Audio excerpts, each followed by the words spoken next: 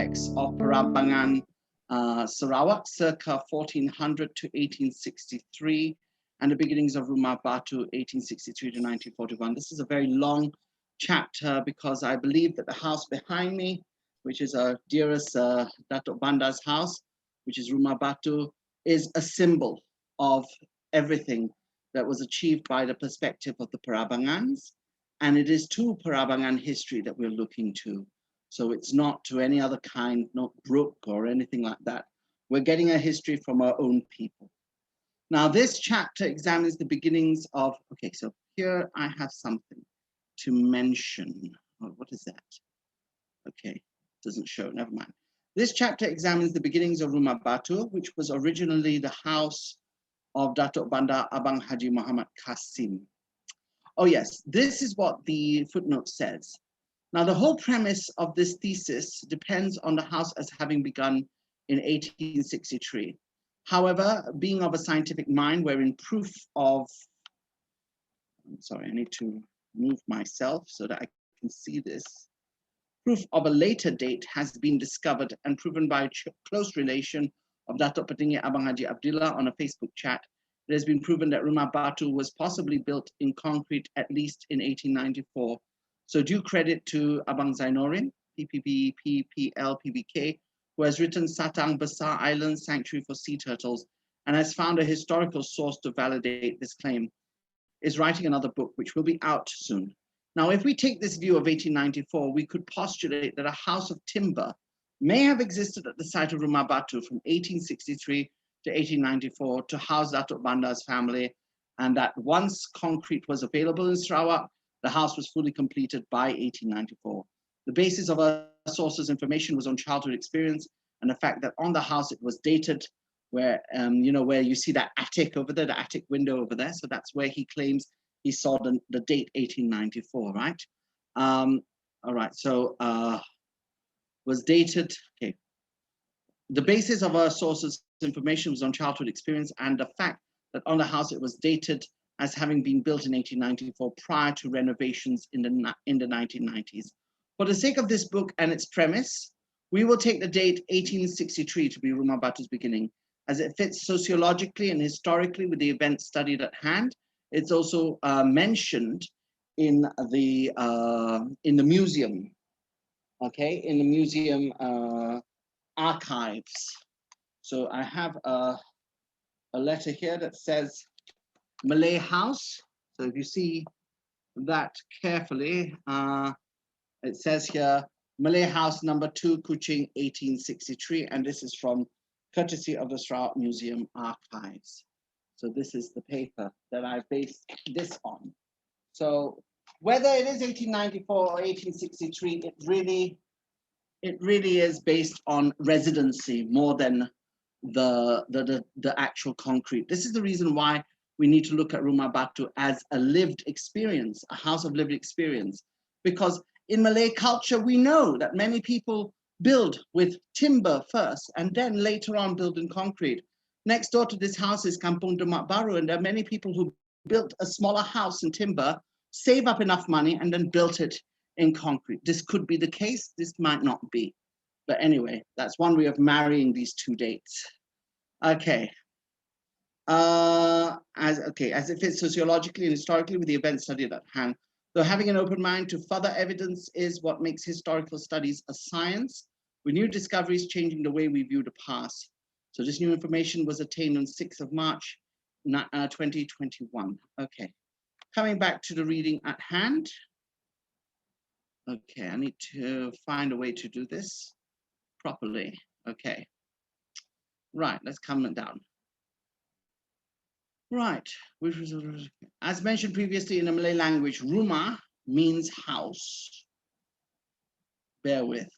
Rumah means house, while batu literally means concrete. The house was named Rumah Batu because it was the first house to be made in concrete for a Sarawakian native.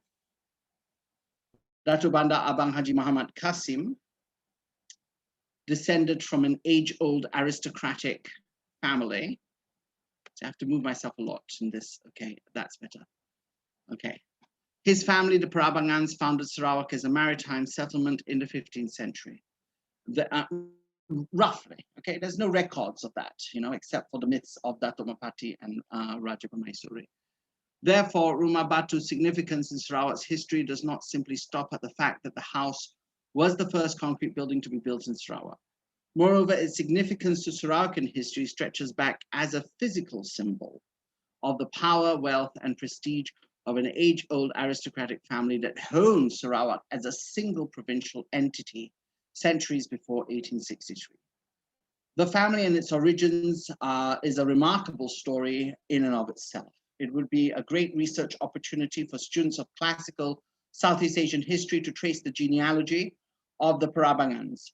Should they do so, they may be surprised to find a link back to this history of Java and the Majapahit Empire, but that is content for another book or thesis. And I believe Abang Zainorin may be writing on that issue. You can ask him. So do refer to the introduction on our link with Majapahit, yeah? Rumah Batu's history is thus embedded in a number of histories. As previously mentioned, the family housed in Rumah Batu can trace their lineage all the way back to Sarawak's foundation. Hence, this chapter needs to begin with a summarized chronology of the family's past connection with Sarawak's early history. This needs to be done to contextualize Rumah Batu's greatest significance to Sarawak's history as a symbol of wealth, power, and prestige of an age-old aristocracy, one that worked alongside the Brooks to form this remarkable Asian white kingdom, okay? Asian because in essence, it was ruled by us. It was the people's voice of Sarawak. If you watch the movie Edge of the World, Narimba, and all that sort of stuff, which the British found really difficult to understand, these concepts of Raja, Daulat, Semangat, Narimba, all these things are concepts derived from the indigenous community and not from Western communities. So maybe the face is Western, but behind him, he has the support and the power from the Parabangans. We are the powerhouse of the White Rajas, Yeah. All right. So it was an Asian white kingdom. Sarawak can boast to have had its independence when most Asian countries were under oppressive colonial regimes. A native come white kingdom that was its own entity amid the turmoil of Western imperialism throughout the 19th century is a supernatural feat for any native state. Yet there Rumah Batu stands. So this is not a symbol of colonialism. This is a symbol of power of the Malays at the time when the rest of the world, including Malaya, was colonized. Okay, yeah, right. So, yet there Rumah Batu stands as a symbol of that heritage. It was a dream of James Brooke, the founder of the Kingdom of Sarawak, for the native to reign supreme in his own land, preceding the building of his own palace. So it's preceding 1863 is also an auspicious date because it is, in fact, 11 years before the Astana was built in 1874. So we preceded it. Bagi laluan untuk Dato', binalah rumah dulu. Barulah Tuan Brooke boleh membina. So hormat, okay? Hormat in that sense. And we still find these concepts used today. The founder of the Kingdom of Sarawak for the native to reign supreme in his own land. Preceding the building of his own palace, the Astana, Rumah Batu was built as an historical treasure symbolic of Asian supremacy at a time when it was waning elsewhere. Okay, here's an interesting one. If you were to do a survey of histories of Asia in the 1860s, you would find India under the British Crown, China carefully divided among foreign powers, Siam being cajoled into pleasing either the French in Indochina or the British in Burma, Malaya being slowly integrated into British colonial influence, the Dutch East Indies controlling all the Indonesian islands, the Spaniards in the Philippines, the French in Indochina, Laos, Cambodia, and Vietnam, the British in Singapore, and Brunei slowly being swallowed up by who? The Kingdom of Sarawak, under Brooke and Parabangan power, supported by Parabangan power. That's the significance of Rumah Batu. It's this difference that needs appreciation.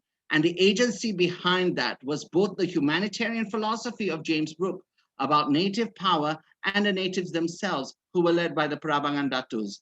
It was a simple and symbiotic effort. Humble in many ways, yet Sarawak in 1860 stood out from all the imperialism due to it. To bring this point further, in 1850, the United States of America, USA, recognized the sovereignty of the Kingdom of Sarawak. This information can be found in Wikipedia, yeah? Of Sarawak's 19th century sovereignty. This made Sarawak town, which is later called Kuching, as one of the world's capital cities in 19th century, worthy to be counted as a national capital alongside Washington, DC and London. So we are capital of our own nation state at that time. Talk about Sarawak pride, yeah? Now, coming down, why was concrete so important? So we're going to veer a little bit to why concrete was so important. And it has something again to do with the nama of the person, the name. To my knowledge, the Rumah Batu of Jalan Masjid was the first house to be built with concrete. All houses before 1863 were made out of wood. The significance of concrete is self-evident in the sense that it lasts. Wooden structures over time disintegrate due to vegetation and animal intrusion. That's why you see Angkor Wat, you see all the various temples in Pagan Burma and Borobudur and Prambanan in Java and Majapahit times. All these monuments still stand because of the use of concrete or stone, whereas wood, it tends to be taken up because we are living in the tropics, and things return back to its organic matter. So wood tends to fade away. So it's about endurance, yeah? Okay, the significance, okay, self-evident. This is what the Datuk Bandar Abang Haji Muhammad Kassim wanted all along. He wanted a house that could last the test of time. Moreover, the Datuk Bandar showed his difference in rank, nama, okay? By nama means his name, his rank. By building his house on high ground. All common houses were built on the stilts on the river's edge. So in the Malay kingdoms, you would have the Sultan would live on land, okay, on high ground. And that's why you have kampung air untuk orang biasa, for the normal folks who live on the water. But if you were bangsawan or sultan or the head of that community, you will live on the high ground to show your status as the ruler of the people. Okay, so it's not just concrete, but on high ground some more. Whereas all the other kampungs would be on the swampy land and so forth, is to show that there is a difference in ranking between the datoks and the normal folk. Okay, we even have the orang bangsawan and orang merdeka, yeah, and then hamba further down. So all of this is important. Right. That's why you have kampung air, like in Brunei and Kota Kinabalu, I saw some kampung air. And that is to show that in general, the normal folks would live like that. But to have a house like this, you got to be someone, huh? Most importantly is the significance of concrete to the nama or prowess of the owner. Now, in ancient times, it is the semangat, the power and prowess of a leader that shows his influence, not how big his house is. Okay, so there was a transformation that was happening during this time to show that the nama of the person can also mean the wealth as well. Before this, it's based on your following, who supports which dato. Okay, that's based on your semangat, your nama, your prowess. So if some people support this dato, then they go for this one. They support that one, they go for that one. So it's basically about the following, yeah? By being a house of concrete, he proves to be the most powerful man in the state. Indeed, at this time, he was. Datuk Bandar Abang Haji Muhammad Kassim was. He was the Chief Minister of Sarawak, okay? Prime Minister under James Brooke. James Brooke's the Raja, he's the Prime Minister. The Raja of Sarawak, Sir James Brooke, needed his cooperation. Since the Brookes saw their rule as being in the service of the Sarawakian natives, Datuk Bandar was a special person to him. Datuk Bandar helped to expand the power and prowess of Brooke Rajadom, kingdom, to the Rajang Delta. There's a story there. He was responsible for the expansion of the state. He was the man who showed that Sarawakans could work alongside the Orang Putih, or white man. The houses of colonial officials were made of wood. All of them were. Even the Raja himself owned a wooden bungalow at the time Rumah Batu was made. If we take 1863, all right, was made now. While at the time Rumah Batu was made of concrete. The Astana, the official residence of the second Raja, was built from concrete in 1870. So not 1874, it says here 1870. This was 7 years after Rumah Batu was built. Again, if we take 1863. That's why taking these dates are so important, because they show a certain significance in history. This meant that the Raja regarded the Datuk Bandar himself to be above the power of the Brooke Raj. The Datu's house was testament to the beginning of modernity itself in Sarawak. All the shop houses built by Chinese merchants were built using atap and wood prior to 1872. There was a fire sometime in the 1860s that burnt the old shop houses. And if you want to see what these shop houses look like, you can go to Kampung Santubong or you can go to Siniawan. Those old shop houses that exist in those towns were the kind of shop houses that existed in Kuching in the 1860s. Main Bazaar was built after that, out of concrete, well after the building of Rumah Batu. Again, 1863 is an important year. If we can show that this was built then, definitely we have a case for the nama, the prowess of Datuk Bandar Abang Haji Muhammad Kassim. Now, the Datu's house was testament to the beginning of modern. Okay, so all the shops built by Chinese were built of atap and wood prior to 1872. Now, my favorite part is the context of Rumah Batu's beginnings, the story of Parabangan Sarawak. Now, I say circa 1400s because we don't know very well whether it was 1400s, according to Dr. Sanip's side. If we look at Srivijayan history and we look at the Buddhist monument in Santubong, okay, in Bogkisan near Bunta, we look at that monument there, then it's possible that the Malay cultures prior to prior to Datuk Mapati Raden Gusti had existed going back in time, further back in time and further back in time. That at least goes back to 7th century. But, and Dr. Sanip said somehow that this also goes back, that Malays were in this part of the world back to 2,500 years. But whatever that case is, the story of Parabangan will just begin with the arrival of Datuk Raden Mapati Jepang. Datuk Mapati Raden Gusti, okay? The father of Mapati Jepang. Right. Sarawak began in the 15th century as a riverine province, which based its social unity on downriver, upriver trade relations. Those who lived upriver were the Dayak natives of Borneo. These were mostly agricultural communities who planted rice, vegetables, and reared animals such as chickens.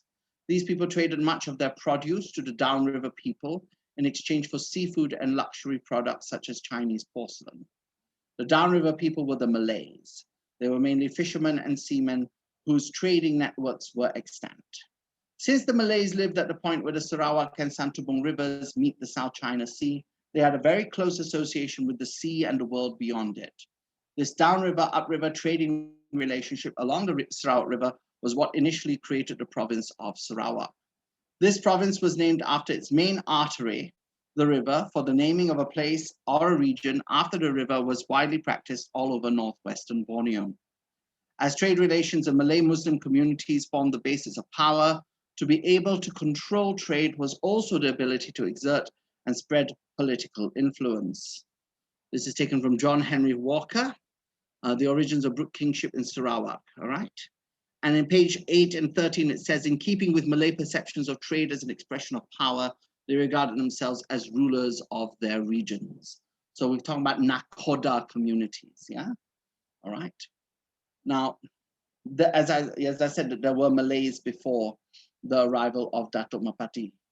But those like Abang Adi of Santubong, those Malays, their origins possibly date back to Srivijaya. Some people even say it could have existed as pre-Islamic tribes that lived along the coast that were later integrated, that have lost identity today. Some of them could be Dayaks as well. You know, there are many, many speculations of their history. Some people could say that they come from Pagaruyung, Minangkabau as well. The trade that united this province was controlled by 3 noble lords from the descendants of Datuk Mapati Raden Gusti. the mythological founder of the Parabangan clan. This clan was said to have started Malay civilization in Sarawak. The story traces back that royalty from Java and Sumatra and the persons of Datuk Mapati and Raja Permaisuri settled in Santubong. It was there that a new aristocracy was created, as the descendants of these mythological founders were to become Sarawak's Malay elites, the Parabangans, or in the old days we call them Abang.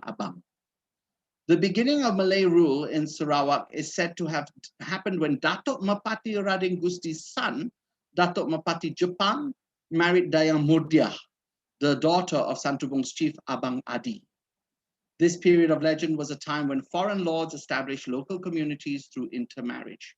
Yet there is, okay, so that's number 7. Everything in history, we have to have some source to collaborate. The general story is consistent with the historical likelihood that Nakoda, or merchant captains with aristocratic connections, came from Sumatra or Johor to Sarawak. During the Srivijaya period, and intermarried Malanaus, Bidayus, Landayaks, and Sebuyaus living along the coast from Tanjung Datuk to the mouth of the Rejang River.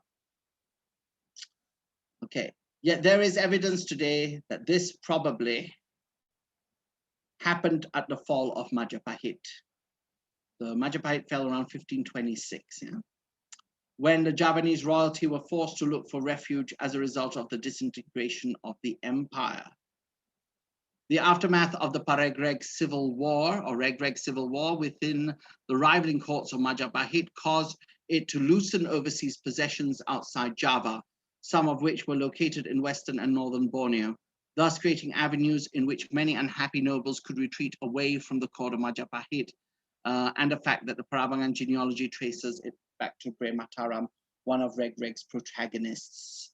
So that stuff could be covered by Abang Zainorin, I believe, in his book, right?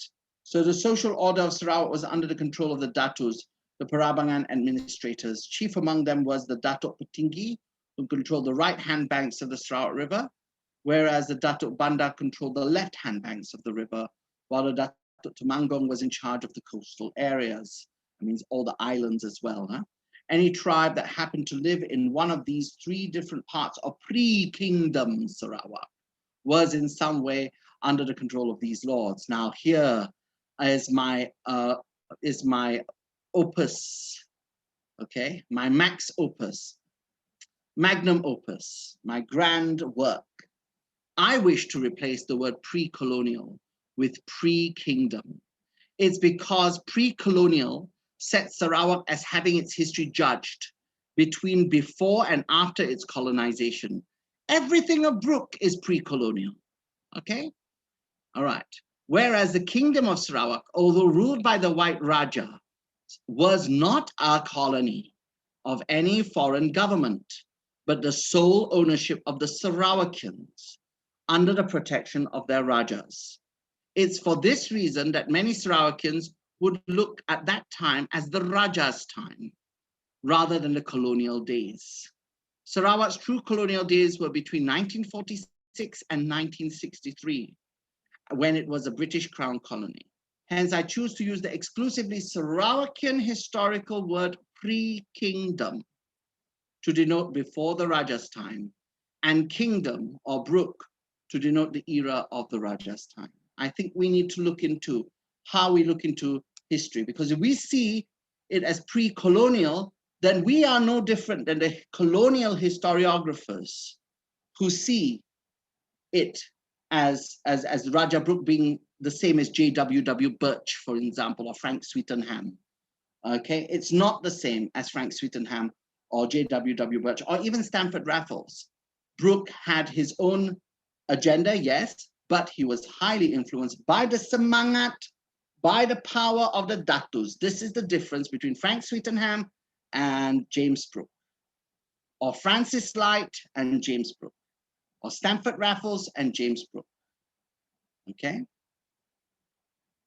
All right. Okay. Now, control of these lords. Okay, that's from Bob Rees, chapter 1. When speaking of early Sarawak as a province, we need to think about its condition as an ancient Southeast Asian polity. According to Oliver Walters, this region had many centers and peripheries. We call this the mandala system, okay? The centers and its peripheries related to each other by means of concentric circles. Okay, the center was where the polity had its most influence, whereas these influences diminished as one got further into the outer regions of these circles. So I'd like to perhaps open up something. Just bear with, if you can. Let's see. I want to open up. Okay, let's see. Open up this. Not photos. I don't know what I'm going to open. I wanted to actually draw some circles. Okay, but I don't have the means to do that. Next time maybe. Okay, but what I want to show you is that there's concentric circles. There's a smaller circle in the middle, and there are bigger circles surrounding it. Now, this is the old way of viewing, sorry, the new way of viewing ancient Southeast Asian pre-colonial polities, where the center is where the power is, say in Malacca, the power is in the center, but the peripheries, it becomes porous. Some places have the influence of other powers. So become like concentric circles. Okay, all right, so this region had many centers and peripheries. The centers and its peripheries related to each other by means of concentric circles. The center was where the polity had most of its influences, whereas these influences diminished as one got further into the outer regions of these circles. For instance, if you look at Sarawak today, there is as much power in Kuching as there is in Limbang or in Miri. That wasn't the case in the old days. Limbang and Miri were more influenced by Brunei, and Kuching was more influenced by a mixture of Brunei and Sambas, or even Johor as well. When we say Johor in ancient times, we have to it's not the same as the Sultanate of Johor founded by Sultan Alauddin, okay, Riayat Shah. It's not the same as that one, the one founded by the heir of the Sultan of Malacca. It's actually known as Kerajaan Singapura, founded by Sang Nila Utama. That is what we mean by ancient Johor, okay? And that power at one time used to rule Borneo as well, Kerajaan Singapura, which of course people call Johor. And we'll go to that later on when we see what happened in Salasila Raja Brunei. It shows that there was a transfer of power between Johor and Brunei over the ownership of Sarawak. We'll see that later. Okay, so there are many, many political influences at this porous region, all right? Kesultanan Sambas, the Kingdom of Johor, which is ancient Singapore, as well as the Sultanate of Brunei. Okay. Right, next, where are we going now? Okay, among the in upriver communities, that center was with the chief of the tribe. Among the coastal or downriver people, the center was either with the Datuk, Raja, or Sultan. All this depended on the level of power and prowess a downriver leader exerted. The Malay world was divided according to alliances to these foci of power and prowess, who were the Malay elites of yore. In fact, back then, words for the compass points tended to conceive the world from the perspective of their own community and plotted space in relation to their rulers. This again is from Oliver Walter's History, Culture and Region in Southeast Asia, okay? So this is an example of a historian who is a postmodern historiographer, okay? The kind of person that gives us a better understanding of ourselves than some of the colonial historiographers. Now, Sarawak had tributary trade relationships with Brunei in the same way as it did with Sambas. It seems that through its history, the province switched allegiances many times, as I said before, or at times entertained both alliances. In spite of the many influences from these two sultanates, pre-Kingdom Sarawak was free to choose its trade partners. This independence was apparent in the way power was attained in Brunei and in Sarawak. Okay. Any mention of Brunei during the pre-Kingdom Sarawak period will include anywhere in northern Borneo besides the Sarawak River Valley area. Okay.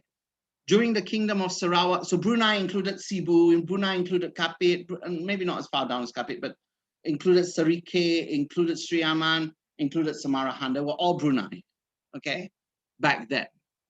So during the the Kingdom of Sarawak period from 1841 to the beginning of the 20th century, Sarawak had annexed, taken up regions beginning with Sadong to Bintulu upon the death of James Brooke.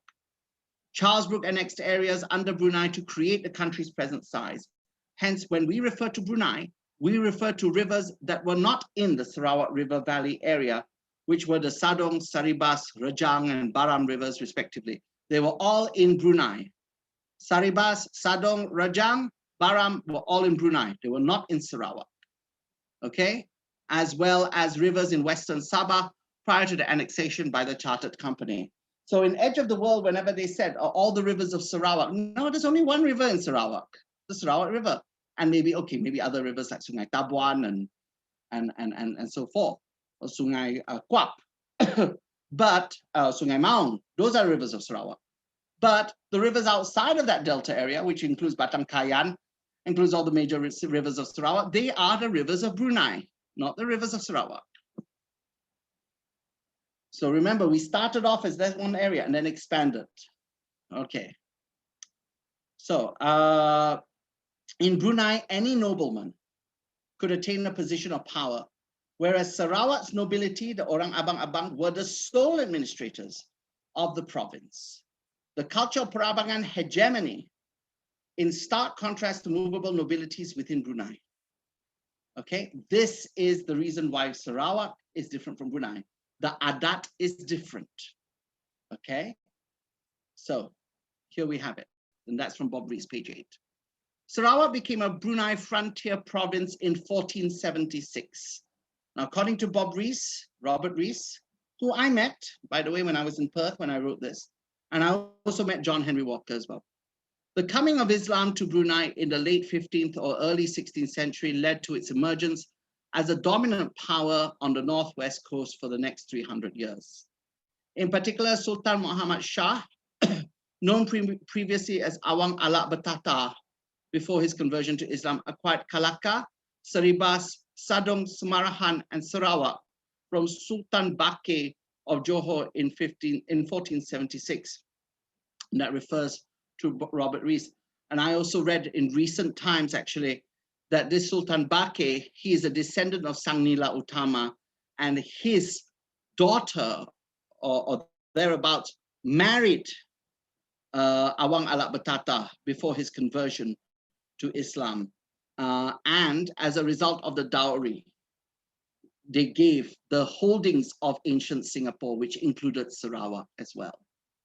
So Singapore at one time ruled Sarawak, but not the present-day government of Singapore, the government of Sang Nila Utama's Pembesar. And therefore, maybe that's why there's a connection with Malay culture in Singapore as well, with Sarawak. Okay. This was not an actual cessation of Sarawak's independence, but it allowed Brunei to levy taxes on the free and mobile peoples of this riverine province. Okay. For years since, Rees points out that Sarawak had many alliances with other powers such as Johor, in this case is Singapore, and Sambas. This fluidity of power harks back to the mandala system, the concentric circles, yeah? All right. With its patron-client relations that Walters proposed earlier, and also validates the point that Sarawak was an independent Bornean polity. Okay. In 1599, Sarawak came under direct control from Brunei when an ambitious prince known as Pangeran Tengah, otherwise known as the only Sultan of Sarawak, Ibrahim Omar, okay, Sultan of Sarawak, okay. Raja Tengah was exiled there and given the title of Sultan. He was to be the only Sultan of Sarawak, okay.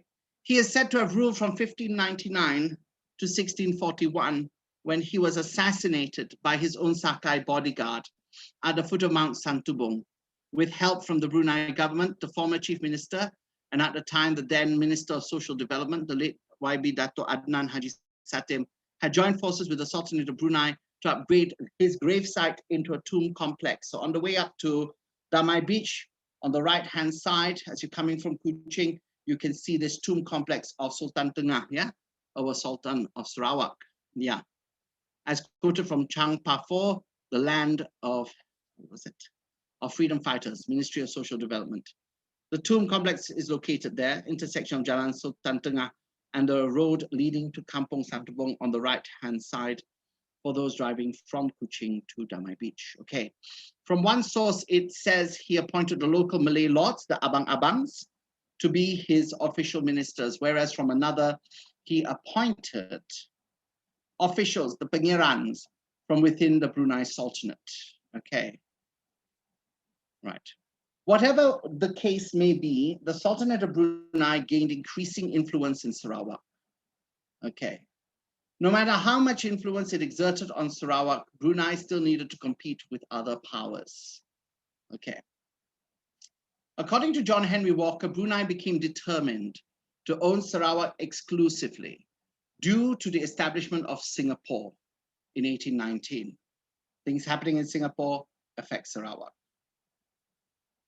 At that time, Upper Sarawak, Sarawak's upriver area was famous for deposits of antimony, an alloy for tin. We call this in ancient Malay, Sarawak Malay, we call it Bijih Sarawak. The production of canned food during the Industrial Revolution in Europe heightened the demand for this alloy.